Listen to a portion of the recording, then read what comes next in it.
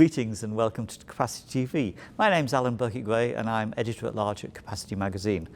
Now we're here live at ITW 2022, just outside Washington DC, and I'm delighted to be joined by two senior executives from Exa Infrastructure. Martijn Blanken, CEO, and Ciaran Delaney, COO. Welcome to Capacity TV. Thank you for joining us here just outside Washington DC. Now let's start. You announced last week, that's mid-May, early May, that Exa will be spending $340 million in investment. Where in the world are you going to focus this on, and what are the plans? Martijn, you first, maybe. Thank you, Alan, and thank you for having us.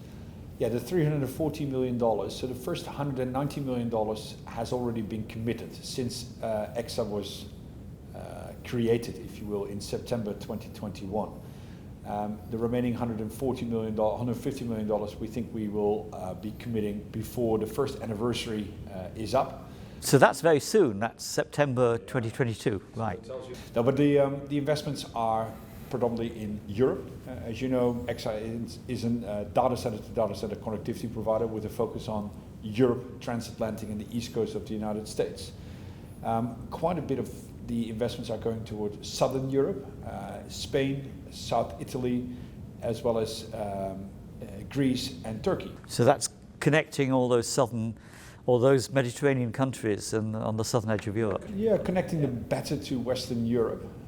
But on top of that, we're also investing in Western Europe itself with some fiber overpulls on many routes with the latest G652D fiber, as well as a new submarine cable from the UK to Belgium, connecting London to Amsterdam and Brussels. And that's just Exa's, is it? Or are you doing it with other people?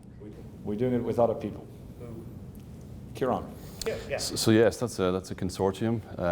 So it's Exa, it's Microsoft, it's Meta, and it's AWS. Wow. So well, we're not quite there yet in terms of naming the system. That will certainly come next, and that's obviously a very important piece in any project. But right now we're at the very early stages, so we're in planning and we'll soon move to the build phase. So very exciting project for us. I guess it signals in our industry that we're back in business. We're building again. We're increasing our footprint. We're creating infrastructure, very, very important infrastructure between the UK and Europe.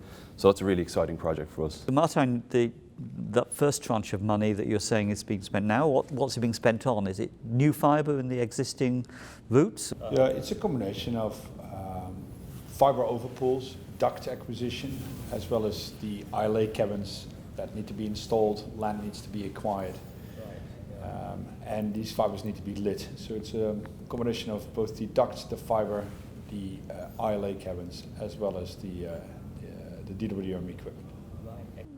We should just explain to people who aren't necessarily familiar with Exa Infrastructure.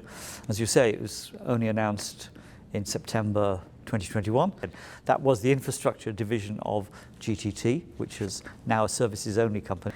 And it was bought by I Squared Capital, which is a US investor, which also owns HGC Global Communications. Now, you've been working with ISQ and HGC for some time before you came to Exa, Martijn. You did a big data exchange project. Is that on your horizon for Exa in Europe and North America? Well, Exa owns and operates 14 data centers. What I Squared did with BDX, or Big Data Exchange, is it carved some of these data centers out of HGC and added a few standalone data centers, if you will. One came from an acquisition from Telstra, one was a new build in China, and created a new data center platform in Asia Pacific. We haven't decided yet what Exa will do with its data centers, but a carve-out could be one of the options that we could go to, but we're in the process of evaluating the various options. Okay. Now, ISQ is a relatively new investor in digital infrastructure. HGC was the first, and they've got some data centers in the United States, I think, or in Mexico. In Mexico, thank you. Yeah, and they've got you guys. Are they getting really excited about this whole area? Yeah, I think most infrastructure investors are warming up to this part of the industry, as sort of is demonstrated by the I would almost sometimes say, interesting, if not eye-watering, valuations that they put on some of these assets. Look, like most infrastructure investors, I2 is quite disciplined, so they will only pay what they think it is worth. But there's certainly an intention to continue to invest in the digital infrastructure space. Whether that will happen or not, the future will tell. Finally, Martijn and Ciaran, maybe you can each answer one in turn. What are the strategic priorities? And I think you probably addressed some, but can you say just in a couple of sentences each for Exa between now and middle of 2023? Yeah, let me sort of focus on three things. So firstly, the overarching point is that we aspire to become the undisputed leader in the pan-European and transatlantic market.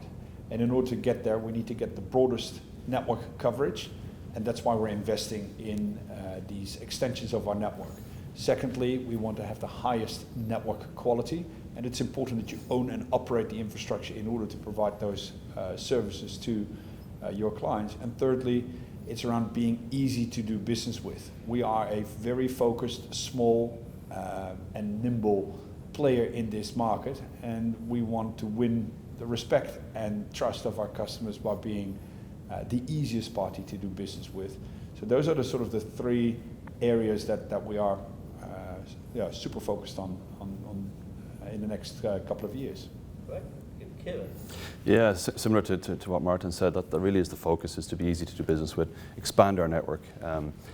We can see in our industry that certainly the demand has not subsided. So and how we look at it, you know, the terrestrial networks really need to be upgraded to facilitate a lot of this new capacity that's landing in and out of Europe.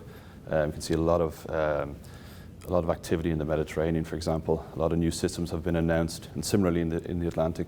So Exa is perfectly positioned to be that backhaul provider for those long-haul networks.